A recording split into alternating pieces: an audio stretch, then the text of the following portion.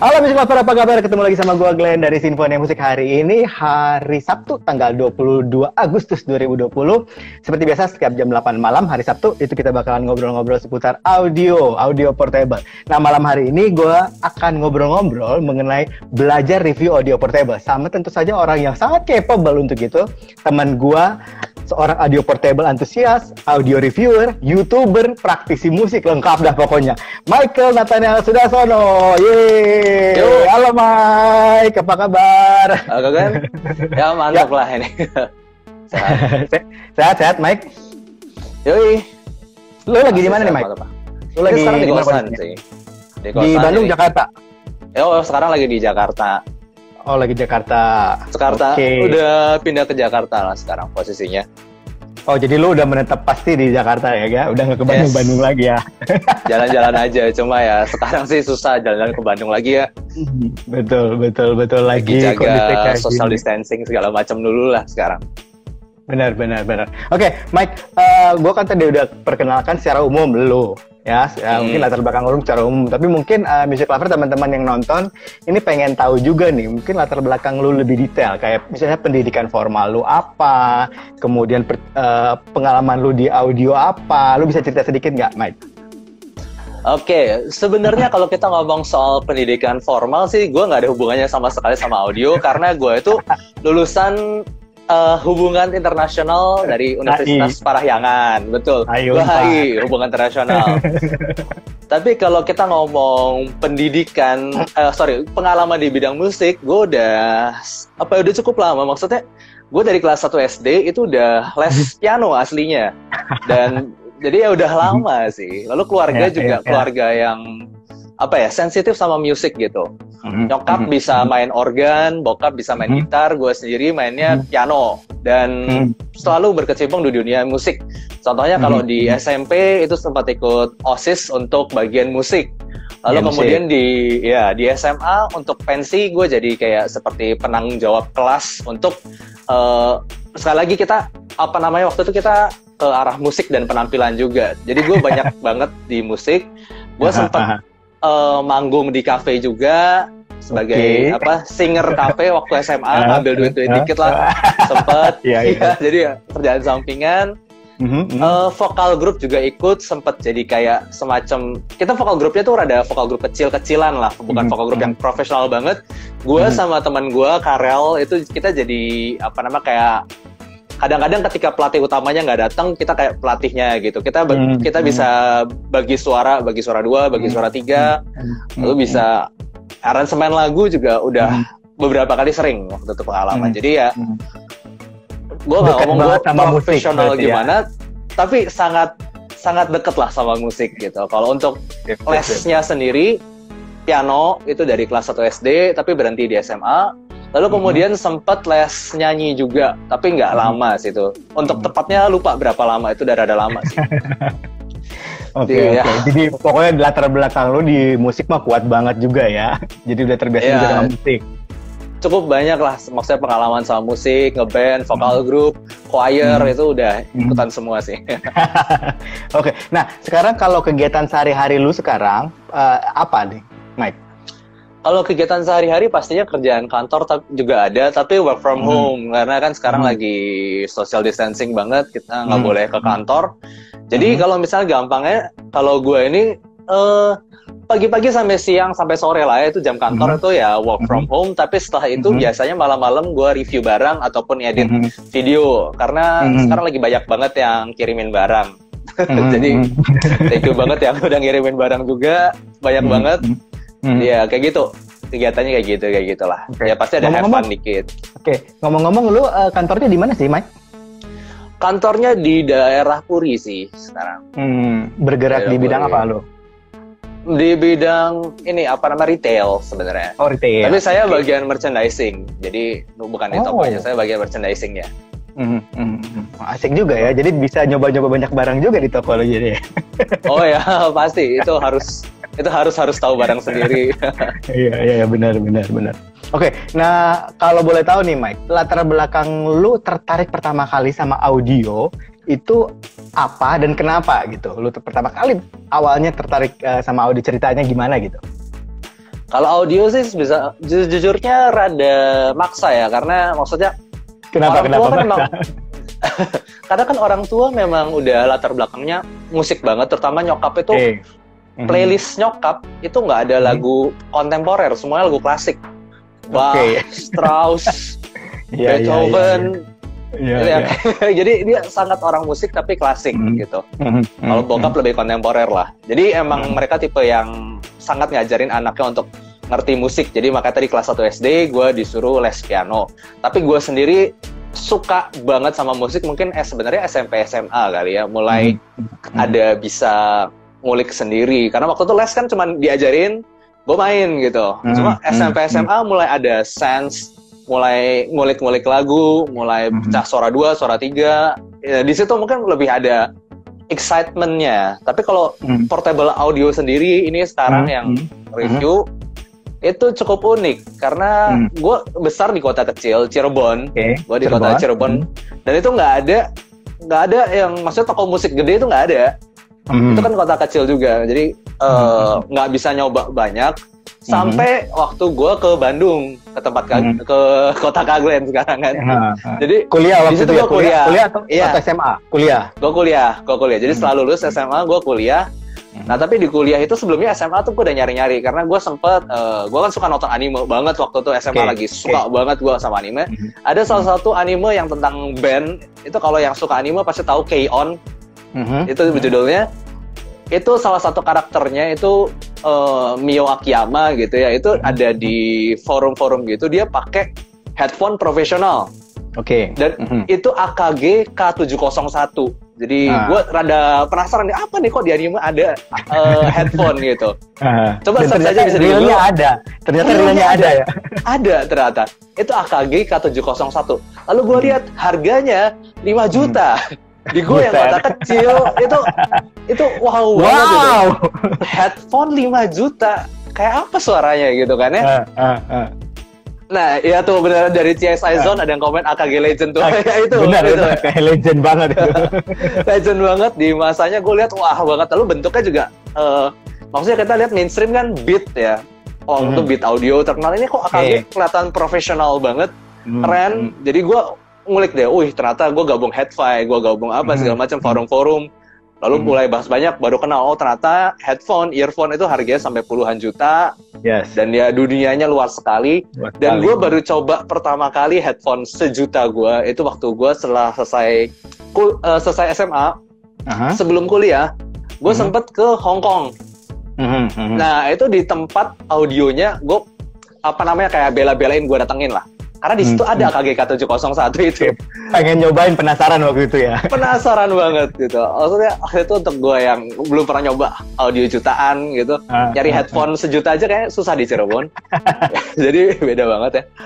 Jadi gue coba di situ AKG, dan gue masih inget banget AKG yang pakai duit gue pertama sampai harga sekitar 1,2 juta kalau nggak salah dengan kurs waktu itu. Itu AKG K520. Itu pertama kali. Ya itu jarang banget sih yang ada yang punya.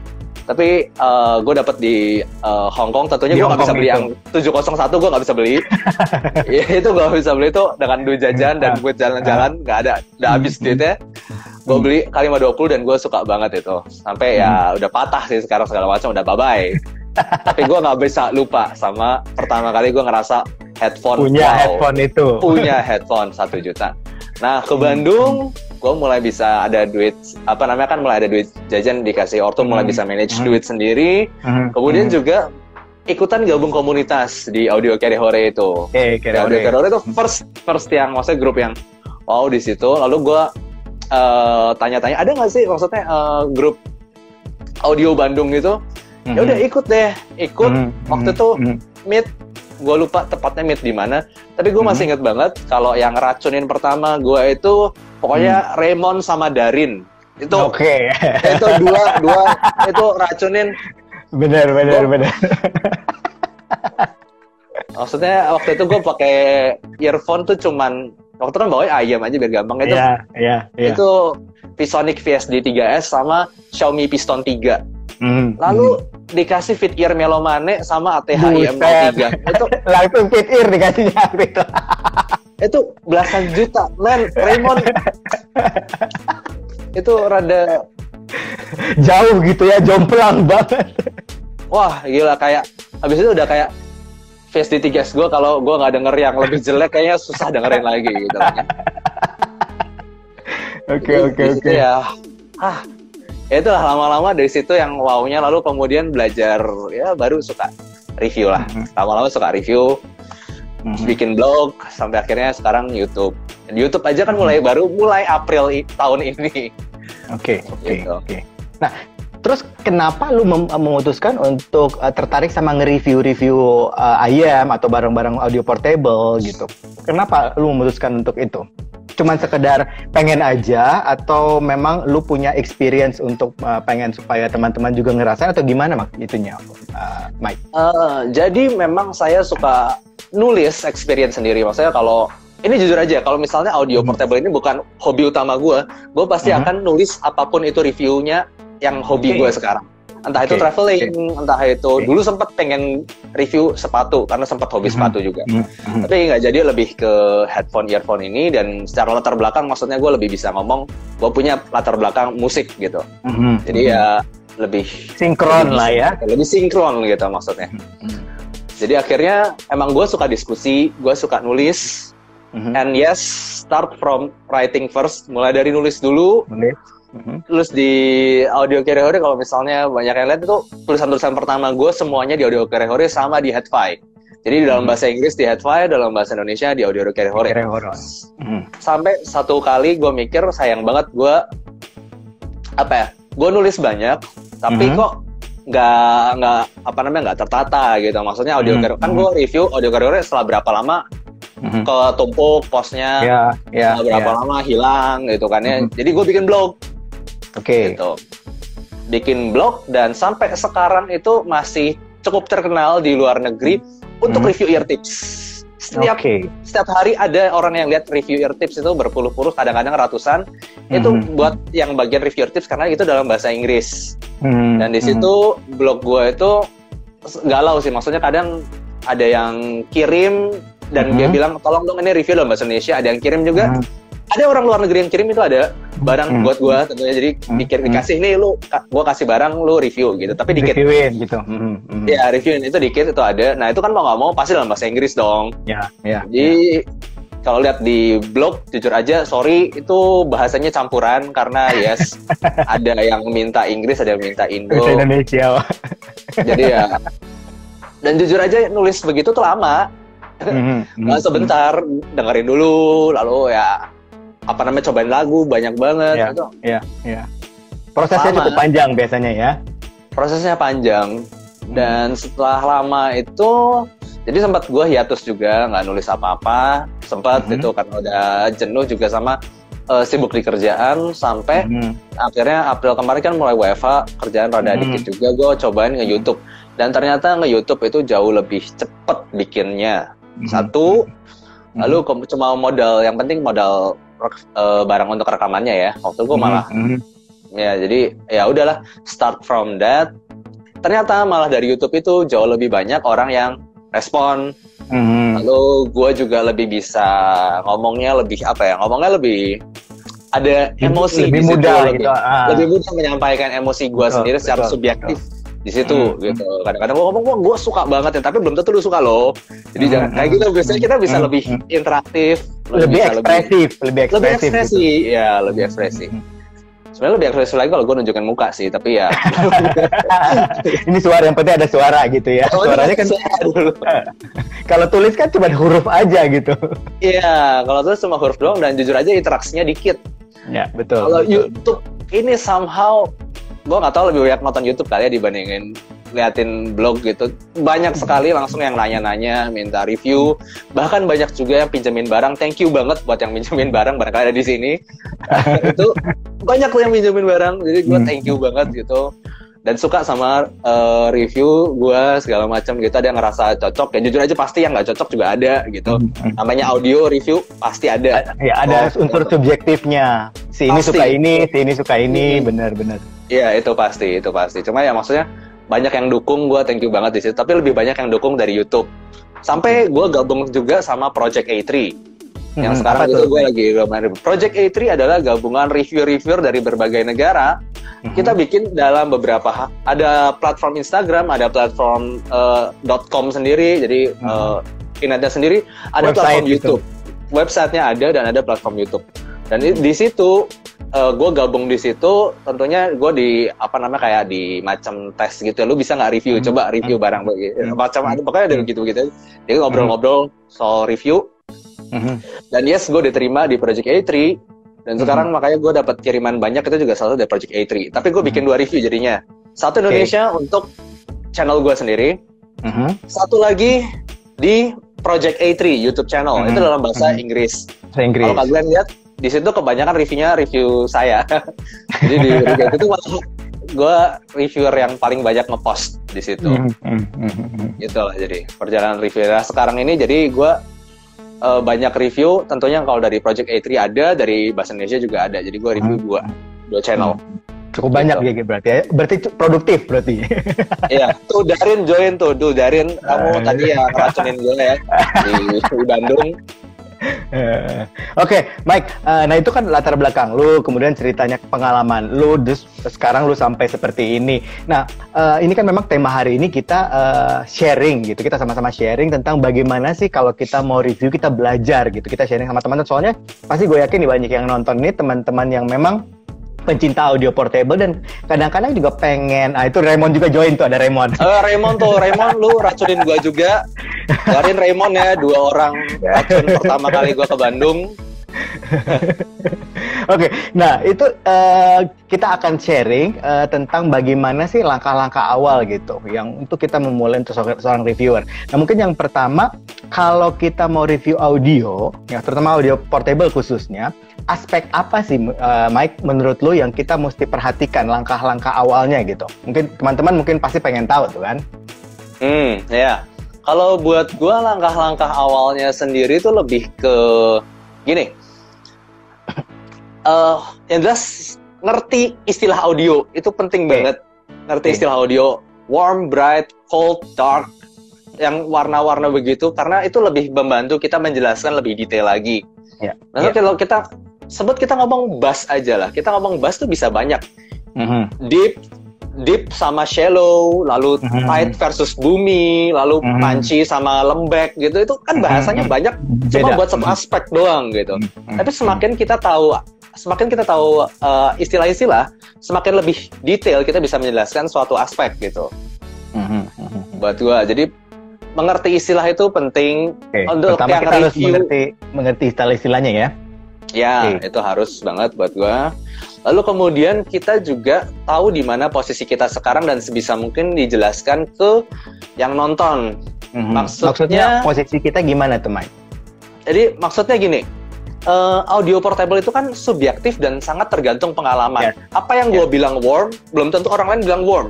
Itu nggak ada batas internasional untuk apa yang warm, apa yang dark, apa yang bright, nggak ada batas internasional itu. Itu subjektif sebenarnya. Nah di situ gue mencoba untuk lebih objektif lagi. Jadinya gue ngomong, buat gue balance itu apa sih? Gitu. Dan sebisa mungkin itu relatable sama orang-orang yang lain. Makanya sekarang ini awal-awal video gue nggak kayak gini ya, jujur aja. Jadi masih rada rancu. Sekarang ini gue ngomong selalu kalau buat gue balance itu adalah Harman response. Harman response, bentuk frekuensi responsnya bisa dilihat di Google banyak. Itu bentuknya konsisten. Contoh ayamnya itu seperti moondrop, KXSS, ataupun Tanjim oxygen. Maksudnya itu belum tentu balance buat lu, itu belum tentu balance buat orang lain, tapi itu standar gue sekarang. Jadi gue harap frekuensi responnya 2 AM itu menurut lu itu standar balance-nya. Jadi benchmark-nya lu di situ. Iya, benchmark-nya di situ. Walaupun jujur secara subjektif nggak balance amat, tapi gue cari yang relatable, yang gampang orang ngerti lah, gampang orang mengerti, gitu. Karena kalau gue ngomong yang IM yang rada nggak jelas dengan frekuensi respons yang rada nggak jelas, itu takutnya orang nggak bisa connect gitu kan. Iya, betul. Gitu. Jadi makanya gue selalu ngomong kalau biasanya Harman response itu walaupun subjektif, that's not really my balance point, walaupun itu bukan banget balance ya. Tapi gue harap lo bisa ngerti, gue anggap itu sebagai balance. Gitu. Itu standar lo, benchmark lo. Itu standar, yes, itu benchmarknya. Kalau nggak, nanti kita ngomong warm, orang lain bisa ngomong justru bisa Berbeda. ngomong cold atau bright gitu kan. Gue harap makanya lu ngerti. Karena benchmarknya tiap orang beda-beda gitu. Iya, benchmark tiap orang beda-beda.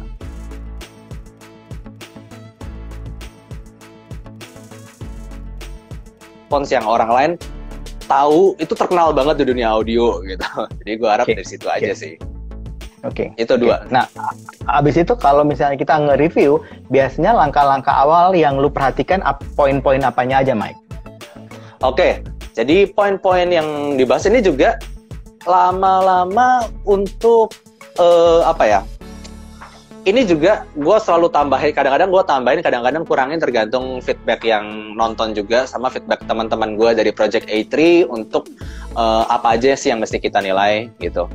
Yang pertama build itu selalu gue bahas karena apakah itu buat gue bagus apa enggak, tahan lama apa enggak. Walaupun kadang-kadang ada QC control yang bisa beda-beda ya. Lalu kemudian ini sebenarnya gue nggak mau bahas yang poin kedua ini, tapi ternyata banyak yang minta, yaitu fitting. Fitting itu buat gue, jujur buat gue kayak penting sih ya, tapi sangat berbeda antara satu dengan yang lain gitu. Tiap orang kayak punya referensi yang beda gitu kupingnya kan. Bentuk kuping kan beda-beda orang, gitu, simpelnya gitu aja. Kalau misalnya kayak blonde lah, blonde itu kan review banyak ini yang blonde apa? Bell 03? Bell 03, Bell 03, yang banyak itu, kita ngomong itu. Itu kan banyak banget yang ngomong fittingnya nggak enak, nozzle-nya terlalu pendek. Kalau gue jadi orang yang review pertama kali itu, gue bakal ngomong fittingnya enak, karena ya emang enak di kuping gue gitu loh. Makanya jadi ini jujur aja, gue nggak mau bahas fitting, tapi banyak yang minta. Ya udah, jadi gue kasih aja, gue terakhir foto-foto juga nih fittingnya kayak gini nih gitu. Banyak yang minta ya sudah, gitu. Betul. Terus apa lagi? Jadi terus kemudian gue ngomong tonal secara keseluruhan, di mana itu gue biasa bahas di awal-awal. Apakah buat gue ini warm berdasarkan tadi ya balance point gue di mana.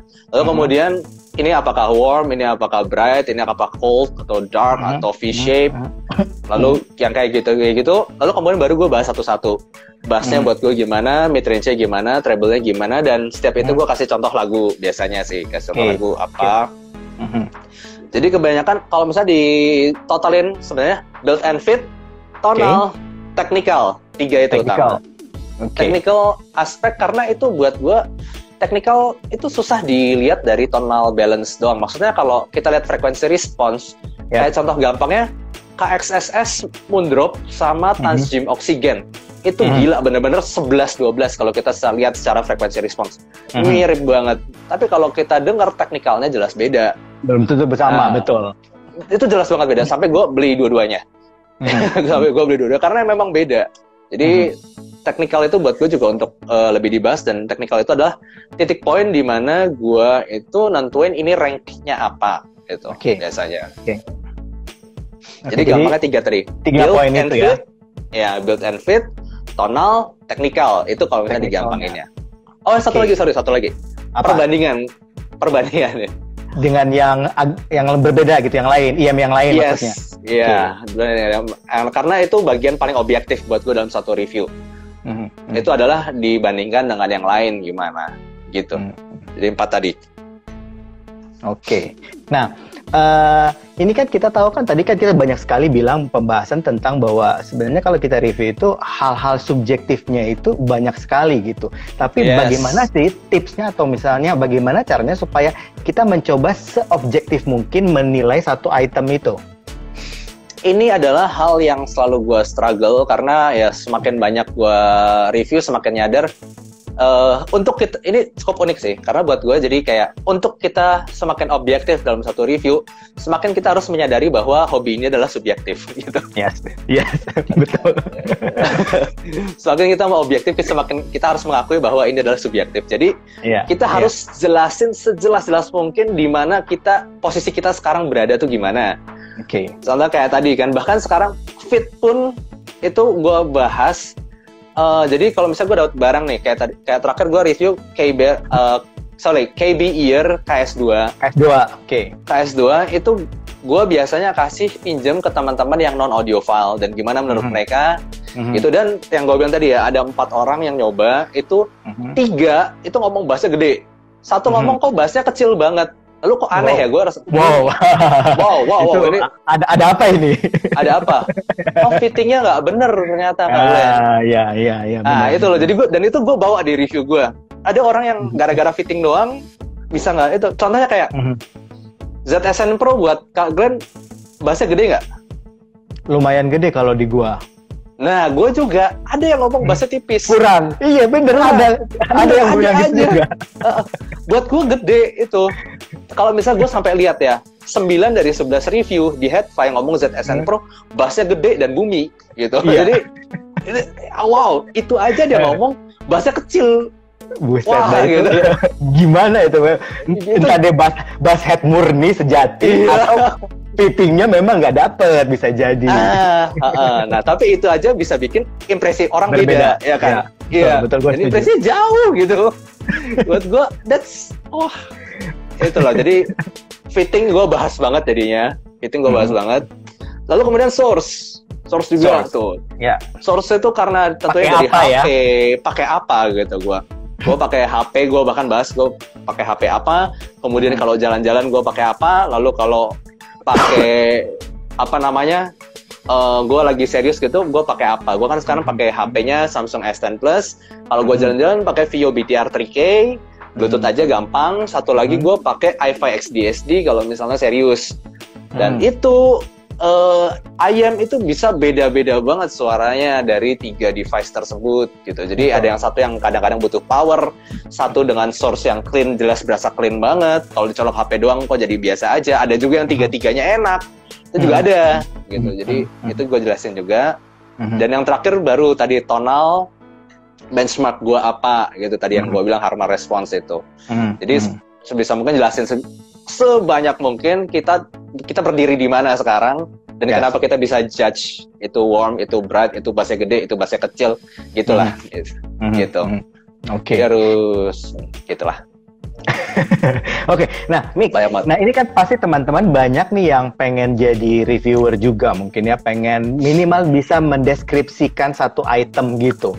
Nah, menurut lu secara pribadi apa yang paling penting yang mungkin teman-teman ini perlu pelajari atau perlu miliki atau pengalaman apa yang mereka harus dapatkan untuk bisa nge-review? Memang sih mungkin kan ada yang reviewer baru, ada yang udah cukup pengalaman, ada yang sangat pengalaman, tapi apa yang mereka mesti pertajam gitu, Mike? Pelajaran apa gitu? Kalau misalnya sebenarnya kalau buat review jelas itu simply ini tadi yang saya bilang untuk istilah audio itu sebisa mungkin dimengerti istilah audio. Karena gua sampai sekarang ini loh, banyak orang ngomong ini suaranya flat. Padahal kalau kita bahas itu secara lebih detail soal suara flat aja, there is no flat. Betul. There is no real flat, itu nggak ada gitu loh.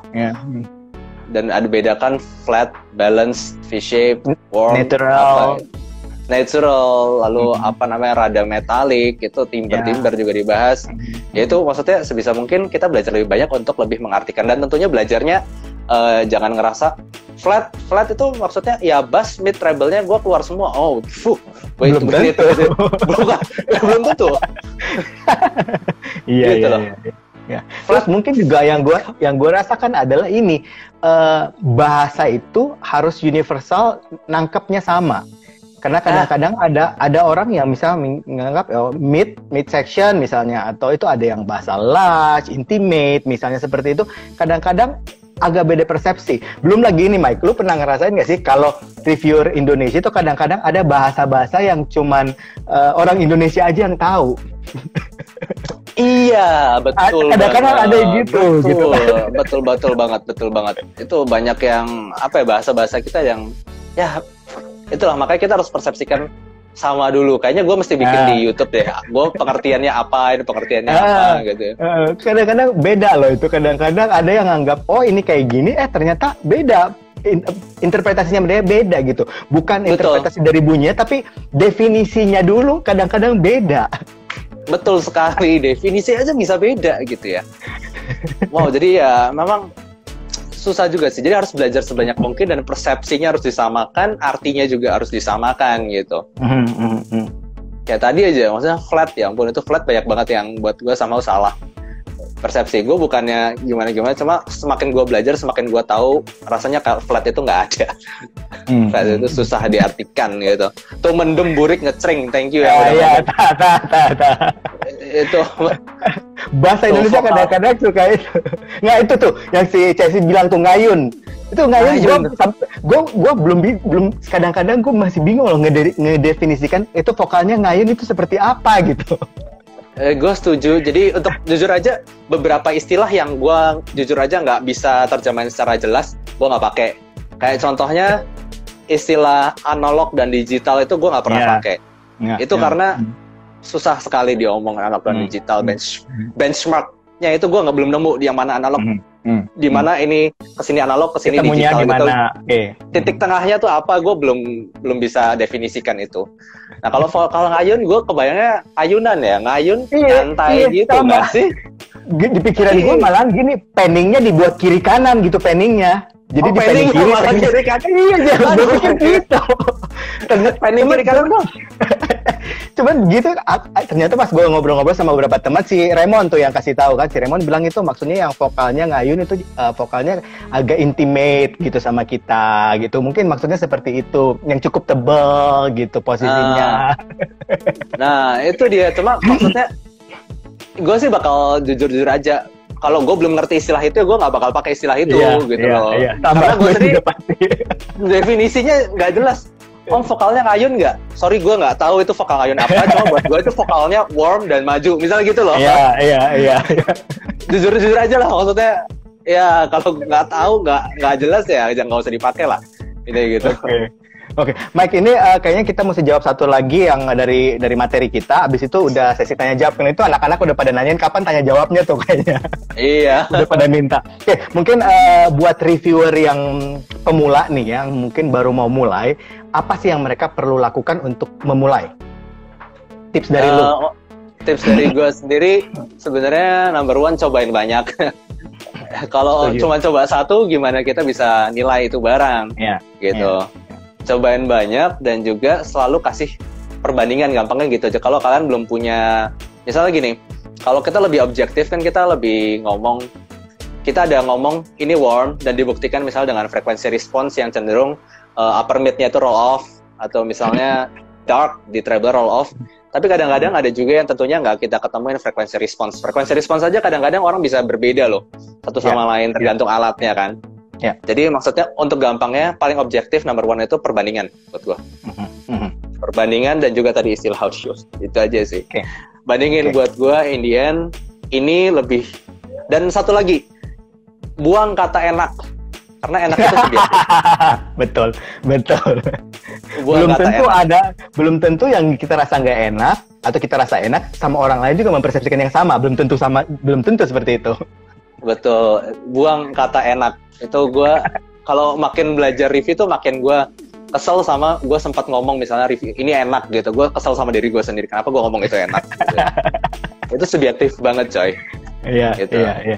Oke, kalau gitu sekarang kita buka tanya jawab aja. Ini karena dari tadi kayaknya dari di atas sudah banyak banget yang nanya-nanya gitu. Oke, Music Lover, teman-teman semua, bro dan sis, kita sekarang buka tanya jawab. Silakan mau nanya apa aja. Kalau memang kami berdua bisa ngejawab, pasti kami jawab. Oke, silakan. Ini sambil kita sapa-sapa dulu yang sudah bergabung ya. Ini teman dari yang pasti Chelsea John ya. Chelsea John udah gabung. Ini kayaknya Bro Ivan yang megang ininya account-nya nih. Oke, dan banyak banget dari atas. Oke, Om Arif ada, kemudian apa nih? Adit FC, bassnya kecil, treble press ini kayaknya yang ngomongin masalah KZ tadi. ZSN Pro tadi, jatuh ngomong KZ ya. Terus ini Chelsea John juga bilang faktor pairing gitu.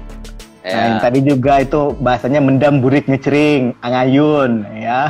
Ya, tadi kan. Nah, ini si Darin nanyain suara analog digital itu apa. Nah, itu kan. Oke, terus apa yang vokal ngayun? Kayaknya vokalnya lagi main ayunan Om. Oke. Darin, kalau panning kiri kanan depan belakang gimana mixing lagunya dong? Iya bener juga sih. Iya betul banget. Oh, oke. Ini udah ada pertanyaan yang cukup serius nih. D. Edward 11. Sebagai reviewer kan udah banyak denger Kans. Percaya burn in nggak? Terus kalau baru mulai, dari mana dapat Kans buat reviewnya? Tuh, Mike mungkin bisa kasih ini. Kontroversi nih, kontroversi. Burn itu sangat kontroversi ya, maksudnya ada yang percaya atau enggak, dan ada bahkan yang ngukur itu ada juga, dan dia ngomong secara objektif kayak Airthings dia sempat ngomong atau juga yang lain. Itu burn in buat gue sendiri, gue percaya untuk dynamic driver gitu, karena gue sempat beli 2 barang yang sama. Gue nggak bakal ngomong barangnya apa, sempat gue beli 5 untuk cek. Jadi 5 barang ini gue beli masing-masing tuh 2. Entah itu minjem, entah itu buat orang lain, entah gue beli sendiri. Tapi itu ada 5 barang, semuanya dynamic driver. Jadi gue belum coba yang balancer motor. 2 dari 5 itu ada perubahan yang terasa, dan gue bisa ngomong itu versus out of the box beda. Dan gue setelah burn yang out of the box, lama-lama sama suaranya. Oke. Jadi gue sendiri pribadi, gue nggak ada pengalaman untuk mengukur itu, tapi gue sendiri percaya. Terserah, maksudnya lu mau percaya apa enggak, nggak apa-apa gitu. Betul. Gue sendiri sih percaya, dan setiap Kans yang gue review itu gue udah burn minimal 50 jam. Terserah lu mau percaya apa enggak gitu. Yang gue udah burn dulu. Dan gue juga orang yang percaya burn in, brain burn. Ketika kita kadang-kadang sudah, misalnya kita ya brain burn, gue percaya banget malah. Ketika kita dengerin yang bright, kita lama dengerin Kans yang bright itu terus lama-lama nggak terlalu bright. Kita dengerin Kans kita biasanya yang misalnya rada dark, itu malah jadi super mendem gitu loh. Maksudnya lama-lama otak kita terbiasa. Itu juga mungkin ada faktor itu, gue percaya juga. Dari mana dapatnya? Kalau yang brain burn itu gue sama. Itu kalau gue suka cerita ya, analoginya kayak kita misalnya tinggal di tempat penampungan sampah. Kalau orang lain datang ke situ pasti ngerasa bau banget. Tapi kalau lu yang udah lama tinggal di situ, karena otak lu udah beradaptasi dengan itu. Dan itu luar biasanya Tuhan memberikan kita, indera kita semua bisa beradaptasi. Jadi lama-lama lu nggak ngerasa itu bau di sana karena lu udah adaptasi seperti itu. Betul. Jadi sama dengan pendengaran kita, karena ini kan salah satu indera kita. Iya, betul. Kita nyobain pedes juga, dari yang lama-lama kita bisa naik terus level pedesnya dari pertama kali nyoba, itu kan. Itu gue percaya sama brain burn. Dan pertanyaan kedua kan, dari mana dapatnya? CS Azan udah jawab. Beli kan? Iya. Kadang-kadang gitu. Gue juga terus terang kalau secara pribadi gue banyak juga sacrifice gitu. Jadi kadang-kadang ada yang gue memang beli sendiri, ada yang dipinjemin, ada yang memang vendor minjemin atau teman yang minjemin. Tapi juga banyak juga yang memang di awal-awal gue review itu, kalau gue pribadi itu beli semua. Iya, sama banget kan. Sama banget. Awal-awal review ya pasti beli sendiri. Setelah kita maksudnya ada yang acknowledge, ada yang percaya sama kita, ada yang puas sama review kita, orang juga mulai percaya. Itu teman-teman udah banyak yang mulai pinjemin barang. Dia percaya, dia banyak, jadi banyak yang pinjemin barang. Lalu ternyata nggak sedikit yang mau ngasih gitu. Ada juga yang mau ngasih barang juga ada. Karena dia percaya dengan kapabilitas kita. Tentunya, tapi untuk memulai awalnya itu bisa, kalau misalnya teman lu baik semua, ya pinjam dari temen. Cuma kalau gue sendiri, gue beli awalnya.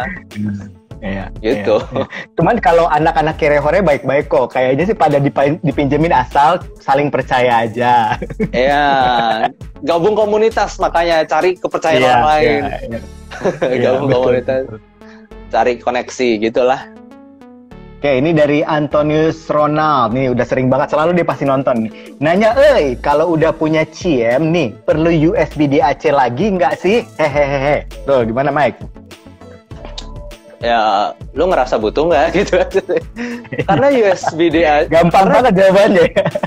Iya, lu ngerasa butuh ketika lu ngerasa nggak butuh, ya ngapain? Kan ini kan hobi for enjoy, bukan... Kalau misalnya bukan lu buat review. Kalau buat gue untuk review harus punya source yang mumpuni gitu. Cuma kalau buat enjoy diri sendiri, kadang gue colok HP udah puas kok gitu loh. Nah, apakah itu buang-buang duit apa enggak? In the end, jawabannya tergantung lu sendiri. Gimana Tentunya lu, pasti, tentunya kalau bisa mungkin cobain sendiri. Karena ada juga USB DAC, kebanyakan suaranya makin bersih, iya. Tapi kadang-kadang nambah juga faktor repot. Iya. Gitu kan. Faktor repot itu kadang-kadang nyebelin juga buat gue. Gitu. Faktor repot sama faktor tonalnya nggak cocok. Malah lebih cocok HP, gitu kan. Nah, itu mendingan coba sendiri dan tentukan sendiri. Nggak bakal ada yang ngejek juga kok. Iya. Gitu kan. Betul. Oke, ini dari emanon_beat. Maaf receh om, fast and slow roll off itu bagaimana om? Receh, ini bukan receh, ini mainin DAC nih. Katanya pada receh. Fast and slow roll off itu lebih ke apa ya? Lebih ke itu kan apa namanya? Ketika kita pilih di misalnya kita ada beberapa DAC itu kan ada pilihan fast and slow roll off. Ada di pertama itu tuh. Nah, itu bedanya apa? Sebenarnya ya gampangnya cobain aja sendiri. Karena ada beberapa juga yang nggak terlalu berasa. Signifikan, dan itu betul. Nggak signifikan, jujur aja buat gue beberapa nggak signifikan banget. Jadi bedanya apa? Buat gue hanya bisa dicoba tentunya ada fiturnya dan cobain aja sendiri. Itu cuman ini doang kok, sedikit processing suara doang gitu. Bedanya sedikit sekali sih. Nggak jauh. Okay. Itu sebenarnya sih kalau dari teknisnya juga ada berhubungan dengan sampling rate-nya juga, masalah samplingnya gitu. Betul. Oke, ini kita lanjut. Homan Jaja Pranata, usul dong bahas MQA dari hardware dan softwarenya. Oke, ini agak dalam. Mungkin nanti kita akan bikin materinya ya. Oke, ini Rinaldiadis. Untuk DEM lebih pengaruh mana antara ear tips dan gonta-ganti kabel? Nah ini, Mike, ini bagus nih pertanyaannya. Oh ya, bagus banget. Untuk review, maksudnya untuk gua sendiri, Star, mana sih? Kalau gua sendiri lebih ngerasa, nah ini contohnya ini ear tips gua ada 33, lebih dari 30. Satu banyak ini ya. Ear tips semua. Tapi kabel gue juga banyak sih sebenarnya. Cuman gini loh, buat gue dua-duanya itu sangat bisa ngaruh banget, bisa nggak terlalu ngaruh. Cuman lebih murah ear tips. Lebih murah ear tips dan ini sangat ngaruh sama kenyamanan. Buat gue kalau kabel itu nggak terlalu ngaruh kenyamanan. Ear tips ini salah satu yang number one karena kenyamanan itu penting banget buat kuping. Suara tuh nanti kalau misalnya suaranya enak banget tapi di lu nggak nyaman, lu juga nggak bakal pakai kan. Gitu, jadi buat gue ear tips penting banget dan ini bisa ngubah banget, ubahnya bisa jauh sekali. Kayak contohnya kayak Flare R2 Pro atau 64 Audio. Kalau kita datang ke boothnya 64 Audio, mereka kan kasihnya tuh pasti ear tipsnya foam, pasti. Karena secara CEO-nya sendiri, gue pernah ngobrol sama CEO-nya, gue lupa namanya siapa ya, yang waktu itu datang di Pavi loh. Kenapa lu nyediain semuanya foam ya? Karena simply-nya kita settingnya pakai foam. Kalau lu pakai ear tips silikon, suaranya beda. Itu bukan yang kita cari gitu.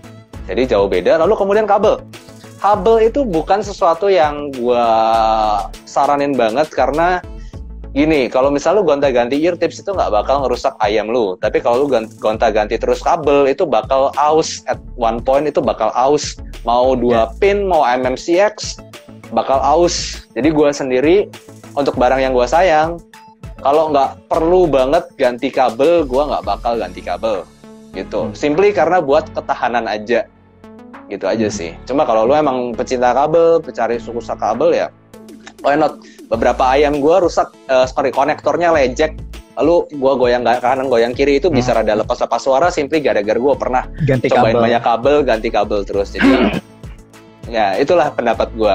Ngaruh yes, tapi pertanyaan apakah worth untuk cabut pasang itu loh, itu buat gue sebaiknya jangan karena memang secara hardware, secara barangnya sendiri pasti aus at one point gitu. Jadi dol, istilahnya jadi dol nanti. Betul. Jadi dol itu pasti gitu kalau bisa cabut pasang terus. Jadi gue sendiri lebih suka ganti ear tips. Itu kabel kalau misalnya cuma buat ganti balance doang misalnya ya. Ganti konektornya berarti posisinya misalnya kita mau pakai 44 atau 25 gitu. Jadi terpaksa ya mesti ganti gitu ya. Betul sekali. Itu mah harus ganti. Oke, next kita coba lihat lagi ada pertanyaan apa. Oke. Mana nih? Di bawah ternyata banyak. Banyak sekali ya, wow. Om, menurut Om, seorang audiofil itu menikmati musik atau mencari kekurangan setup yang dipakai?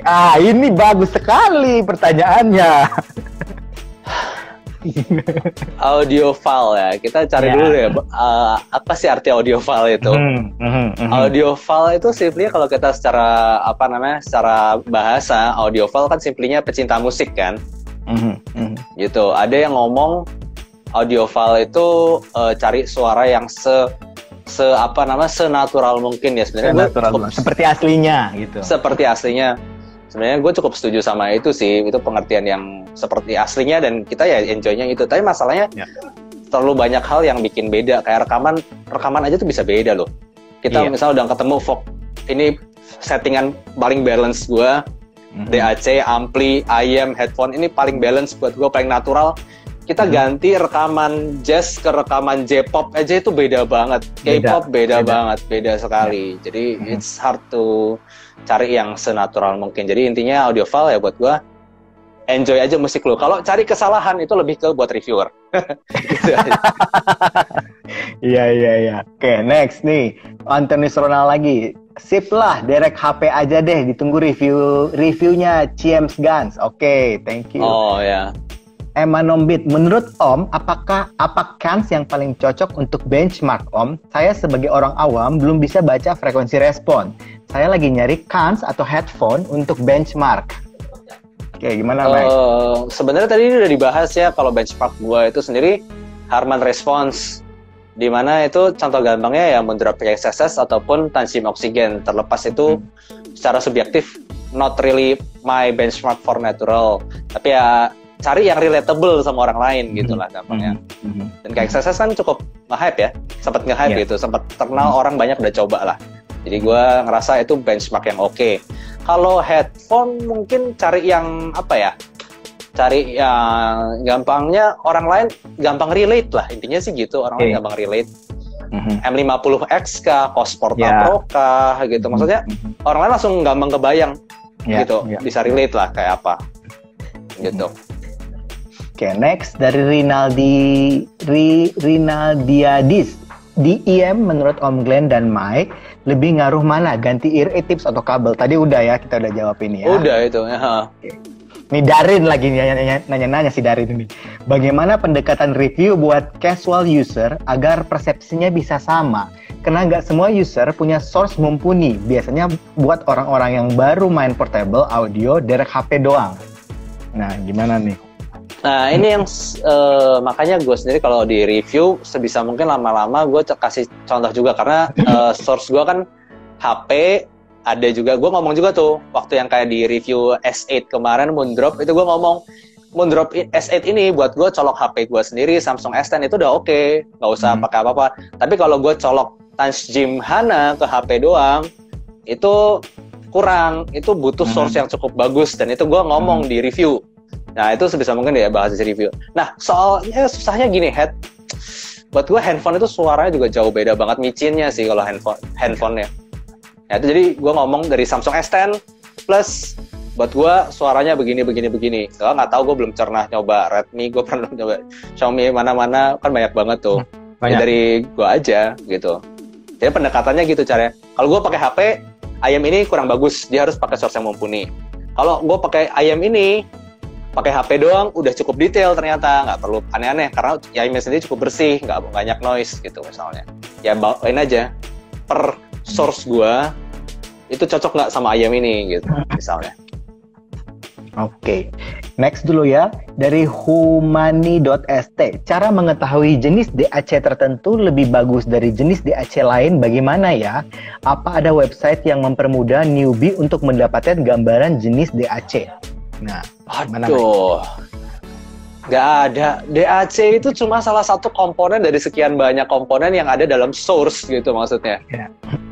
Maksudnya kalau misalnya di HP aja ada yang pernah, gue lupa ini bukan tulisan gue, tapi ada ngomong kalau misalnya Kalau di HP contohnya prosesor aja lah. Prosesor itu kan nggak berarti semua HP dengan prosesor ini pasti jadi cepet gitu, walaupun rata-rata cepet.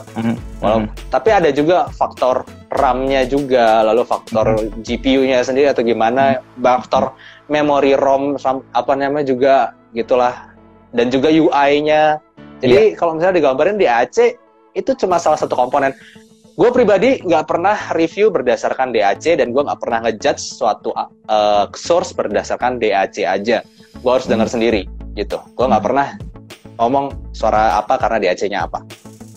Oke, next ini Devi Christian. Vokal ngayun itu ekstrimnya kayak suara lagu Melayu buat saya gitu Om. Oke, ini makanya tadi yang kita bahas ya. Ngayun itu banyak banget interpretasinya ya. Bentar, sorry, kalau Melayu itu gimana? Gua pikir suaranya cengkok-cengkok gitu, apa namanya, dangdut. Terus nanti mastering sama Eki-nya juga nanti gimana sih lagu Melayu? Kan tiap orang pasti sound engineering-nya pasti punya yang beda-beda gitu. Gak semua lagu Melayu sama loh. Betul banget. Jadi, nah ini agak memang ngayun gue sampai sekarang juga masih agak bingung mendefinisikan itu juga. Kalau saya sih mending nggak pakai aja deh daripada daripada nanti beda-beda interpretasi ya. Aku sendiri nggak bakal pakai itu. Lanjut. Ini dari D. Edward 11. Tanya lagi nih, source musik penting nggak buat reviewer? Misalnya AAC, MP3, FLAC gitu. Ini bagus juga pertanyaannya nih. Oh iya, itu sangat penting sih buat gue. Penting juga karena itu simply banyak hardcore yang ngomong FLAC itu jauh lebih bagus daripada MP3. Padahal belum tentu. Kayak kita pernah ngecek kan Kak Glenn? Iya, kita di Bandung pernah bikin lomba. Dan ternyata banyak banget yang ayamnya puluhan juta, belasan juta itu nggak bisa bedain MP3 dan FLAC. Termasuk gua sendiri. Nggak bisa 100% gue bilang gue bisa bedain, nggak bisa. Balik recordingnya lagi, terlalu banyak faktor, tapi karena banyak hardcore yang ngomong FLAC lebih bagus, ya udah kebanyakan gue ya ada FLAC-nya gitu. Cuma biar orang oke gitu aja buat oke. Padahal kadang-kadang bedanya tuh kadang tipis tuh. Iya. Gitu. Oke. Darin nanya-nanya terus sih Darin nih. Luar biasa Darin. By the way, best kan sesuai selera lu apa nih sekarang Mike? Nah, kata si Darin pengen tahu dia. Best cans ya. Rin, lu tau lah gue kalau selera gue itu suka ganti-ganti ya. Maksudnya gue nggak pernah bawa satu ayam doang, itu nggak pernah, karena gue tergantung genre lagu gitu. Kalau misalnya sekarang, nah ini kalau misalnya sehari-hari itu ini Tanzim Oksigen. Ini sehari-hari Tanzim Oksigen masih number one gue, karena ini Harman Response yang buat gue cukup balance dan selalu jadi perbandingan gue. Tapi gue sendiri juga memang sangat enjoy sama suaranya. Nah ini kalau gue lagi pusing, maksudnya gue terlalu capek sama detail, gue pengen yang nyantai tapi cukup cukup tetap lumayan detail tapi nggak detail banget dan nggak terlalu energik, gue pakai Nature Sound NS5. Ini buat gue rada nyantai suaranya, bass treble nggak terlalu energik tapi ya masih bisa enjoy lagu ini ketika kepala gue pusing. Lalu ya ada juga, soalnya kebanyakan nyoba tuh lama-lama kepala pusing loh. Saya nge-review itu. Betul. Ada juga kalau juga banyak sih, maksudnya kalau gue lagi dengar instrumen sekarang kalau headphone lu apa? Oh headphone, sebentar gue ambil dulu.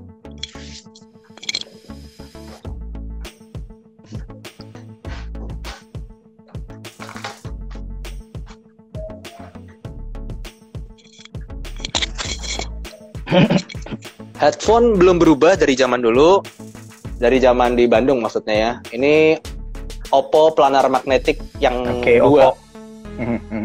Oppo PM2. Ini nggak pernah ganti, simply cuman gara-gara yang lebih bagus banyak, tapi yang bisa dilipat flat, lalu gue bawa buat jalan-jalan dikit gitu. Ini sangat bisa dilipat flat dan gampang dibawa.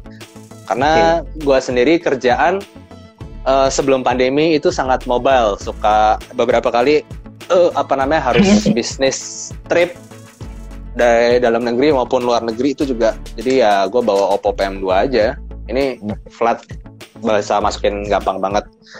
Kalau ayam satu lagi sih yang lagi gue dengerin paling banyak sekarang, tapi kayaknya gak yakin, malah gue kayaknya ngerasa ini gue orang pertama yang punya ini di Indonesia ya. Karena gue bener-bener ini, bentar gue ambil boxnya dulu dikit.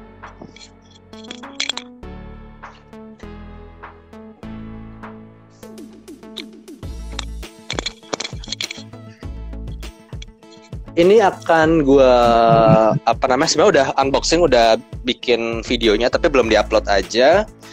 Kayak yang tadi gue bilang sebelumnya, gue kan gabung sama Project A3 untuk review banyak barang, dan gue juga dikirimin beberapa barang dari ada yang dari China sama Korea gitu. Ini dikirimin dari China tiba-tiba gitu, mereknya aja gue nggak tahu apa, gue nggak pernah lihat merek ini sebelumnya, gue nggak pernah tahu barang ini sebelumnya kalau nggak dikirimin. Ini namanya Alpha, gue nggak tahu ini kayaknya si Alpha Audio ya. Alpha Audio, namanya sumpah lucu banget, namanya Moji Monica. Ini Moji Monica, oke. Sumpah ini gue nggak tahu ini aneh banget. Harganya 11 juta by the way. Wow, lumayan ya. Harga 11 jutaan, sekitar segitu atau bisa lebih lagi. Jadi ya ini tapi barang aneh banget. Tapi somehow gue lagi suka banget dengerin beberapa hari ini sih. Baru datang. Itu sih jadi. Oke, Mike, kayaknya waktu kita udah semakin tipis, semakin sedikit ya. Kayaknya kita udahin aja dulu tanya jawabnya. Ini waktu kita kurang lebih tinggal 1 menit lagi loh sebelum di close up sama di close sama IG-nya. Instagramnya, oke. Nggak kerasa ya, udah sejam, udah hampir sejam. Cepat juga ya. Oke, mungkin terakhir Mike, sebelum kita close aja, lu ada closing statement nggak buat teman-teman yang mungkin baru mau mulai untuk mereview atau mau mendeskripsikan satu item, terutama audio portable gitu? Apa pesan-pesan lu buat mereka? Number one, yang gue bilang sekarang, walaupun ini nggak sebisa mungkin jangan sekarang ya, masuk ke grup audio, masuk ke komunitasnya, meet yang banyak, cari koneksi, ngobrol sama orang lain, samakan persepsi, lalu nggak apa-apa, silahkan tulis reviewnya. Karena kalau buat gue sendiri, kadang-kadang gue nggak terlalu percaya sama kuping gue ngobrol sama orang lain, buat gue ini begini, buat lu sama nggak? Itu di Project A3, kita reviewnya barengan, jadi bukan cuma sendiri doang. Nah itu buat gue cukup bisa bikin lebih objektif, dan orang lain juga bisa relate gitu. Jadi intinya ketemu banyak orang, cobain banyak, itu number one sih. Oke, sip. Kayaknya sih mungkin gitu aja. Ini udah counting down dari IG-nya, tinggal 30 detik. Mike, terima kasih buat waktunya, terima kasih buat sharing-sharingnya. Semoga ini bisa bermanfaat buat teman-teman. Dan buat teman-teman semua, buat Mike, stay healthy, stay safety, dan selalu berpositif thinking. Oke, thank you banget Mike. Sampai ketemu lagi. Thank you, Dadah.